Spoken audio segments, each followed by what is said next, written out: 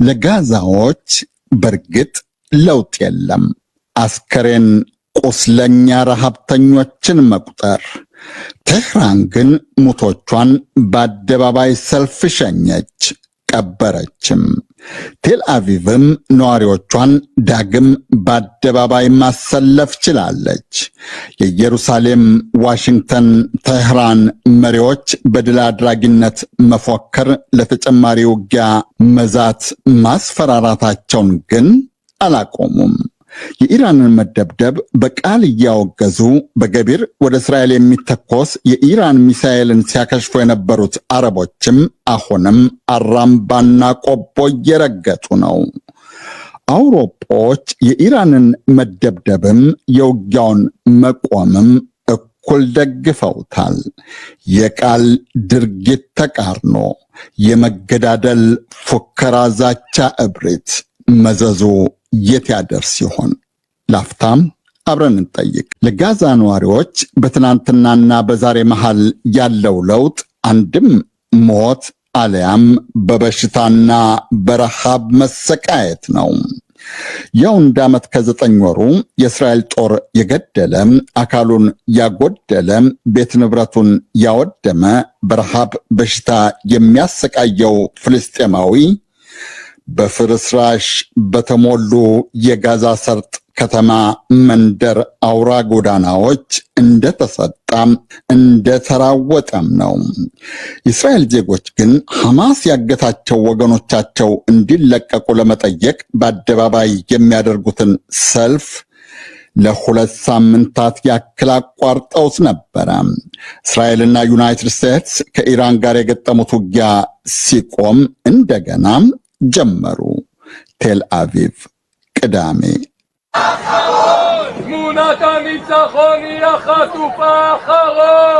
ሻሮን አሎኒ ኩኒ ከሐማስ እገታ ተለቀዋል። ባለቤታቸው ግን አሁንም እንደታገቱ ነው። ለመሪዎቻቸው ጥያቄ አዘል መልእክት አላቸው። סיימנו את המערכה באיראן בהסכם። ከኢራን ጋር የተደረገው ጦርነት በስምምነት ቆሟል። ከሊባኖስ ጋር የተደረገው ጦርነትም በስምምነት ቆሟል።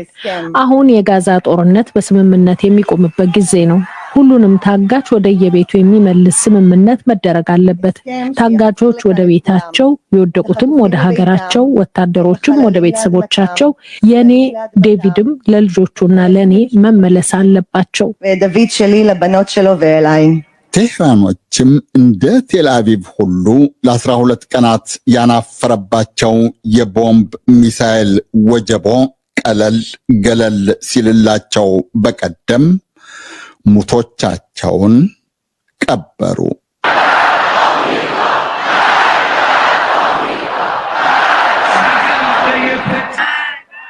ቅዳሜ በይፋ ከተሸኙት የአንደኛው ሟች ሳይንቲስት የቅርብ ዘመድ ጀሚላህ በሐዘኑ መሃል እልህ፣ ቁጭት እያንተከተካቸው መሪዎቻቸውን አሳሰቡ። ጦርነት ጫሪዎች አይደለንም። ከተቃጣን ግን ከዚህ ቀደም እንዳደረግነው ሁሉ አጸፋችን ከባድ፣ ምናልባትም የከፋ ነው። መሪዎቻችን በጽናት እንዲቆሙ እንፈልጋለን። ጠላት ሙሉ በሙሉ እስኪወገድ ድረስ በዚሁ መቀጠል አለባቸው። ለጀሚላህ በርግጥ ፋርሶች አትንኩኝ ባይ ናቸው። ለዩናይትድ ስቴትሱ ፕሬዚደንት ለዶናልድ ትራምፕ ግን ጀግናው አንድም ራሳቸው አሊያም የእስራኤል ጠቅላይ ሚኒስትር ቢንያሚን ኔታንያሁ ናቸው። ኔታንያሁ የታጋች እስራኤላውያንን ስቃይ ማራዘማቸው እንዲያበቃ እስራኤላውያን በሰልፍ በሚጠይቁበት በኢራን ላይ በከፈቱት ጥቃት የጦር ጄኔራሎችን ከእስረኞች፣ ሳይንቲስቶችን ከልጅ ሚስቶቻቸው ሳይለዩ ማስገደላቸው፣ የኒውክሌር ተቋማትን ከመኖሪያ ህንፃ ጋር ማስወደማቸውን ኢራኖች በሚያወግዙበት መሃል ባለፈው ሳምንት ማብቂያ ትራምፕ በጻፉት መልእክት ቢቢን ተዉት አሉ። የጦር ጀግና ነው አከሉ። የታላቂቱ ሀገር ታላቅ መሪ። በእርግጥ ጀግናው ማን ነው? 12 ቀናት የቆየውን ከ600 በላይ ኢራናውያንን 28 እስራኤላውያንን የገደለውን የሁለቱን ሀገራት ምጣኔ ሀብት ያሽመደመደውን ውጊያም ቀድማ የከፈተችው እስራኤል ናት። ዩናይትድ ስቴትስ ድብደባውን ፈቅዳለች፣ ኋላም ራሷም ቀጥላለች። አሁን የሚሞጋገሱት የሁለቱ ጥብቅ ወዳጅ መንግስታት መሪዎች ኢራንን ለመደብደባቸው የሰጡት ምክንያት የቴህራንን የኒኩሌር ተቋማት ለማውደም የሚል ነው። ወህኒ ቤት የኒኩሌር ተቋም ይሆን? በዓለም ላይ አውዳሚውን የአቶሚክ ቦምብ ለመጀመሪያም እስካሁን ለመጨረሻም ጊዜ በከተሞች ላይ ያፈነዳች አንድ ሀገር አለች፣ ዩናይትድ ስቴትስ ኦፍ አሜሪካ። በዓለም ላይ በይፋ ሳትናገር ግን ኒኩሌር ቦምብ የታጠቀች ሌላ ሀገር አለች፣ እስራኤል። ሁለቱም ኒኩሌር የታጠቁ ሀያል መንግስታት ሌላውን መንግስት ተቆጣጣሪ ያደረጋቸው በርግጥ ማን ነው የሚሉ ብዙዎች አሉ። መልሱ ግን ግልጽና አንድ ነው፣ ጉልበት።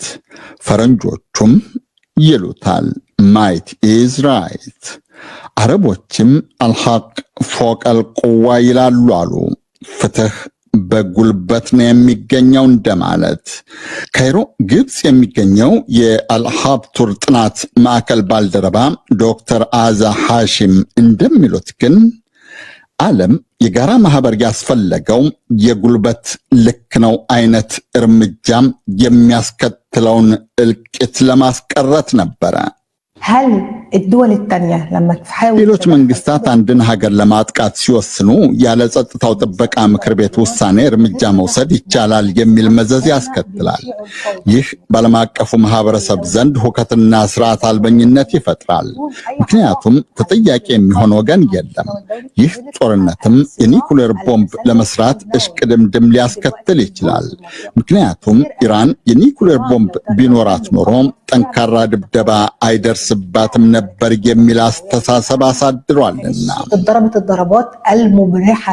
ኢራን ለምዕራባውያንና ለተባባሪዎቻቸው ወረራና ድብደባ በእርግጥ እንግዳ አይደለችም። ሁለተኛው የዓለም ጦርነት በጋመበት ወቅት ቴህራኖች ለማንም አንወግንም ሲሉ ነበረ።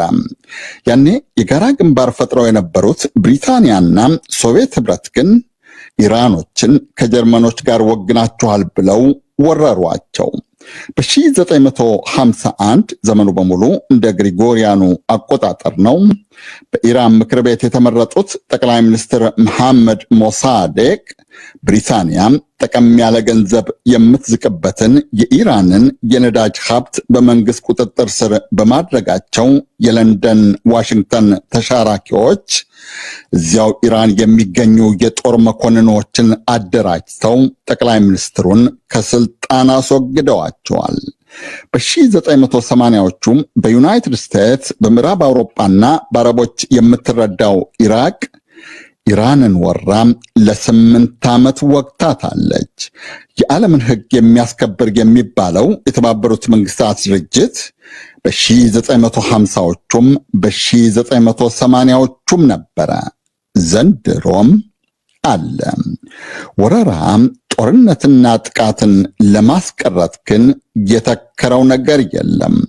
ኋላ ግዙፉን ድርጅት የመሰረቱት የዩናይትድ ስቴትስ ፕሬዚደንት ፍራንክሊን ዲ ሩዘቬልት፣ የሶቪየት ህብረቱ መሪ ጆሴፍ ስታሊንና የብሪታንያው ጠቅላይ ሚኒስትር ዊንስተን ቸርችል የመጀመሪያ ስልታዊ ያሉትን ጉባኤያቸውን ያደረጉትም ቴህራን ውስጥ ነበረ።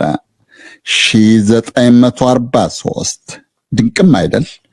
በ2003 የዩናይትድ ስቴትስና የብሪታንያ ገዢዎች ኢራቅን ሲወሩ የተባበሩት መንግስታት ድርጅት የጸጥታው ጥበቃ ምክር ቤትን ደንብ፣ ህግና ማሳሰቢያን ጥሰው ነበረ። ኢራቅ ከተባበሩት መንግስታት የጸጥታው ጥበቃ ምክር ቤት ውሳኔ ውጪ መወረሯን ከአንገትም ይሁን ካንጀት ያኔዎቹም የፈረንሳይ የሩሲያና የጀርመን መሪዎች ተቃውመውት ነበረ። የሰማቸው እንጂ የተቀበላቸው የለም። የድርጅቱ ሐሳብ አፍላቂ ግንባር ቀደም መስራችና ዘዋሪዎች አንግሎ አሜሪካኖች በከፈቱት ቀዳዳ ሩሲያ ከ11 ዓመታት በኋላ ገብታ በ2014 የዩክሬንን ግዛት ክሪሚያን ወረረች።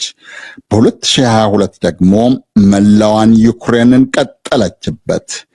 ለዋሽንግተን፣ ብራስልስ፣ ለንደን መሪዎች 2022 ላይ የዓለም ሕግ ተጣሰ፣ ሉዓላዊት ሀገር ተወረረች እና ሞስኮዎችን በሁሉም አይነት ማዕቀብ ቀጡ። ዘመናዊ ጦር መሳሪያዎቻቸውን ለኪቭ ያግዙ ገቡ። ዩናይትድ ስቴትስና የአውሮፓ ህብረት 27 አባል ሀገራትና ብሪታንያ ለዩክሬን ያስታጠቁት ጦር መሳሪያ ከ100 ቢሊዮን ዶላር በላይ ያወጣል ይላሉ ገማቾች። እስራኤልና ዩናይትድ ስቴትስ ኢራንን ሲደበድቡ ግን የአውሮፓ መሪዎች የድብደባውን ተገቢነት ለማስረዳት ሲባትሉ ነበረ። ውጊያው ሲቆም ደግሞ መቆሙን ያወድሱ ገቡ። እስራኤልና ዩናይትድ ስቴትስ የኢራንን የኒኩሌር ተቋማት በዶናልድ ትራምፕ አገላለጽ ሙሉ በሙሉና አንድም ሳይቀር አውድመውታል። አሁን ደግሞ ኢራን የኒኩሌር ተቋማቷን በዓለም አቶሚክ ተቆጣጣሪ ባለስልጣን IAEA እንድታስፈትሽ የእስራኤል የዩናይትድ ስቴትስና የአውሮፓ መሪዎች እያስፈራሩ ነው። ከወደመ ምኑ ነው የሚፈተሸው? የኢራን ውጭ ጉዳይ ሚኒስቴር ቃል አቀባይ እስማኤል ባጌሃም እንዳሉት ኢራን ለፈታሾቹ ደህንነት ዋስትና መስጠት አትችልም።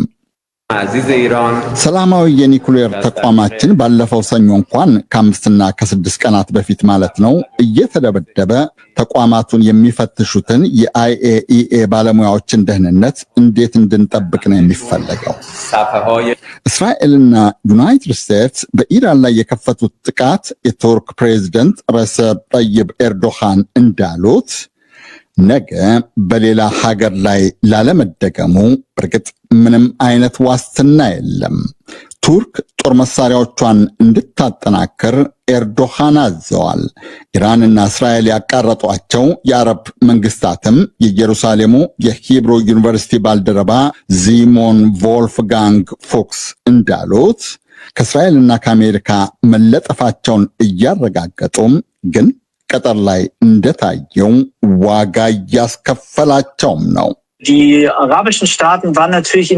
የአረብ መንግስታት በአሁኑ የእስራኤልና የኢራን ጦርነት አጣብቂኝ ውስጥ ገብተዋል። አንዳንዶቹ ተሳትፈዋል። የኢራንን ሚሳኤል በማክሸፍ እስራኤልን ደግፈዋል። እርግጥ ከዮርዳኖስ በስተቀር ሌሎቹ በይፋ አልተናገሩትም። የአረብ እስራኤሎች ወዳጅ ጠላትነት ለብዙዎች ምስጢር ግራ አጋቢ የሚሆንበት ምክንያት በርግጥ ብዙ ያነጋግራል።